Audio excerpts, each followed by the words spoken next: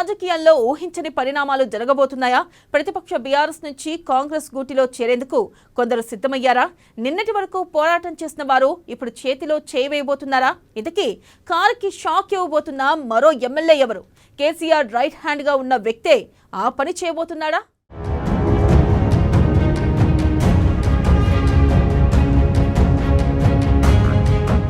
తెలంగాణ రాజకీయాల్లో రోజుకో ట్విస్ట్. కాంగ్రెస్ వైపు చూస్తున్న ఎమ్మెల్యే కౌశిక్ రెడ్డి. దాసోజు శ్రవణ్ కోసం అసెంబ్లీకి వచ్చిన కౌశిక్ రెడ్డి. సిఎల్పీ కార్యాలయంలో శంకర్ నాయక్ కు కౌశిక్ అభినందనలు. సిఎల్పీ ఆఫీస్లో కౌశిక్ ని చూసి అంతా షాక్.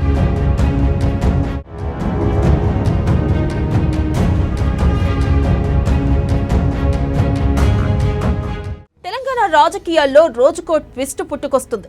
ఇటీవలి కాలంలో లెక్కలేనన్ని సంచలనాలు నమోదవుతున్నాయి. 2023 చివరిలో జరిగిన అసెంబ్లీ ఎన్నికల్లో రేవంత్ రెడ్డి నేతృత్వంలోని కాంగ్రెస్ పార్టీ బీఆర్ఎస్ నుంచి అధికారాన్ని చేజిక్కించుకుంది. ఫలితంగా అప్పటిదాకా దఫదఫాలుగా వివిధ పార్టీల నుంచి బీఆర్ఎస్ లోకి చేరిన వారిలో ఓ 10 మంది దాకా కాంగ్రెస్ గూటికి చేరారు. అలా కాంగ్రెస్ నుంచి బీఆర్ఎస్ గూటికి చేరిన మరో కీలక నేత హుజూరాబాద్ ఎమ్మెల్యే పాడి కౌశిక్ రెడ్డి కూడా ఇప్పుడు హస్తం పార్టీ వైపు చూస్తున్నారా అన్న దిశగా ఆసక్తికర విశ్లేషణలు మొదలయ్యాయి.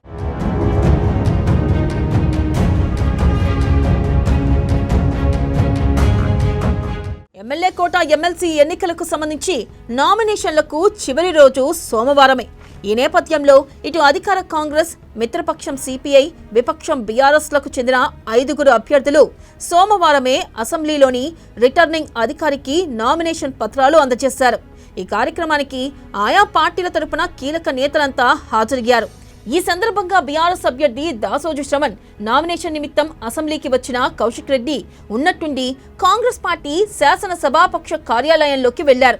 అక్కడ కాంగ్రెస్ అభ్యర్థిగా నామినేషన్ వేసేందుకు వచ్చిన శంకర్ నాయక్ ను కలిసి అభినందనలు కూడా తెలిపారు.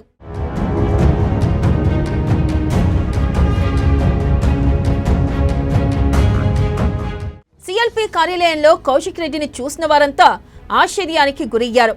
ఎందుకంటే ఇప్పుడు అధికార కాంగ్రెస్ పై పోరాటం చేస్తున్న బీఆర్ఎస్ నేతల్లో కౌశిక్ రెడ్డిది తొలి స్థానమనే చెప్పాలి.